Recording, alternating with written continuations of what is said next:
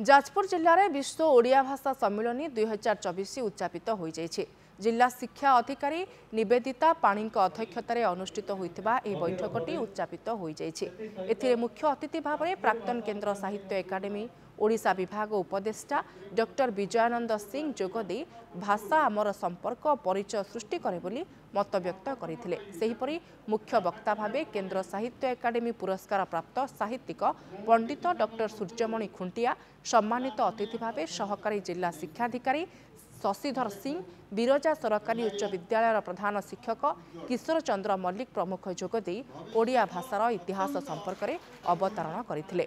ए परिप्रेक्षी में छात्र छात्री मध्य तर्क, क्विज, चित्रांकन, सांस्कृतिक सृजनात्मक प्रदर्शनी और साहित्यिक प्रदर्शनी कृति प्रतियोगी मानक पुरस्कार प्रदान करा एवं बिरजा सरकारी उच्च विद्यालय छात्र छात्री द्वारा वंदे उत्कल जननी और मो ओडिशा संगीत गान करा। समारोह में जिलार विभिन्न प्रांतरू छात्र छात्री, शिक्षक शिक्षयित्री, बुद्धिजीवी प्रमुख जोग देइथिले।